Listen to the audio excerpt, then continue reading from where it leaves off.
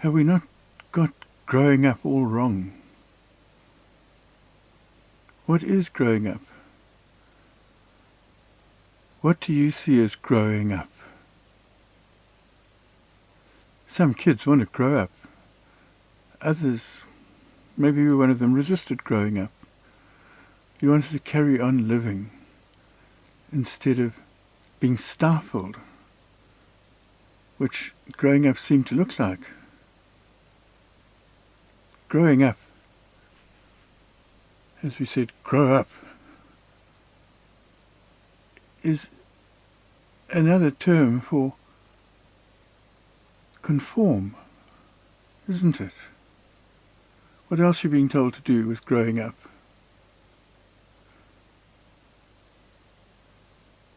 Isn't being told to grow up being told to not be yourself anymore?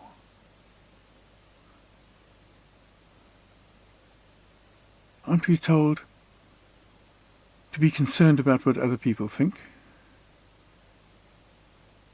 How can we be ourselves when we're concerned about what other people think and mold ourselves to fit in with what makes them comfortable with what they're thinking?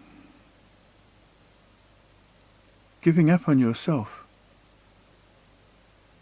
is perhaps the greatest mistake any of us ever make.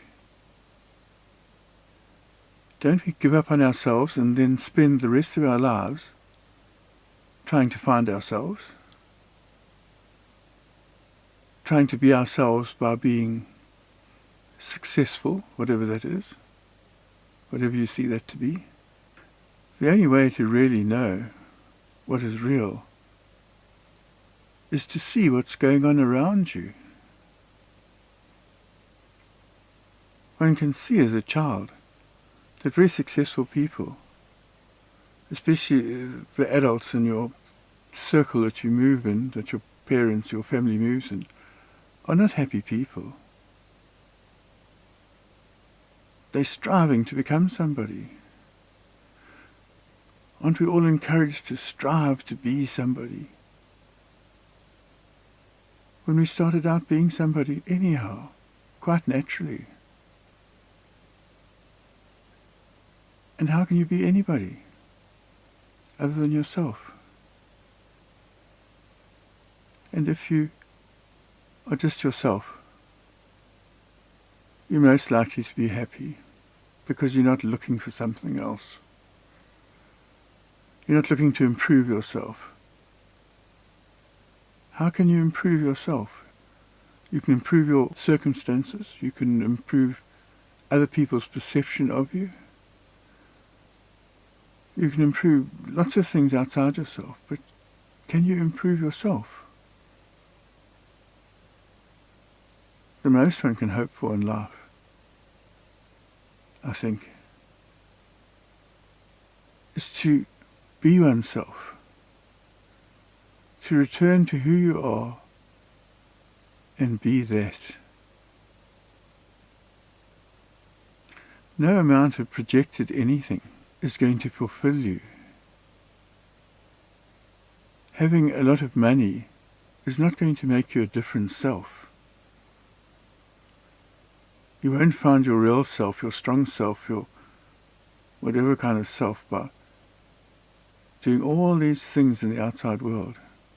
They're fine to do if you want to do them, but not to look for meaning or fulfillment or happiness in them. If you look around, you see nobody's found it outside of themselves. And those few people who have found happiness and contentment and understanding have done it as themselves. From within themselves, they can look out at the world and see what it is. The rest are trying to hoodwink the world into seeing what they are as something different to what they are. And who you are is that being inside of you that was alive when you were a child, and is still there and alive, only you've covered it with all sorts of things. And most people never get back to that space where the real happiness and the real curiosity lie. So many religions say you've got to be like a little child if you want enlightenment. Just being yourself, focusing your attention on being yourself, is much easier than fighting off everybody else. People attack you for just trying to be yourself. But dismissing them is much easier than trying to adjust their perception, or trying to have them see you as one of them. In being yourself, your creativity, your capacity for understanding, your ability to see what is at its height. Spending your time with your attention on yourself or in yourself is the way to a fulfilling life. You can't look at it too logically, although it stands up to logic. But the way to see it operating in your life especially, and in other people's lives. And all those things one wants, like to be loved, come from being yourself. People who are attractive, people who are loved, are people who are themselves. Not to mistake being yourself as being able to selfishly be a bad character. That is something quite different. Being yourself is getting in touch with that beingness within you. That's you, that was there when you were a kid. And if you manage to return your attention there, you find it's still there, it's always been there, and it's been the only real thing in your life. For those who have stayed themselves, who've stayed in touch with themselves, have lived the happiest life.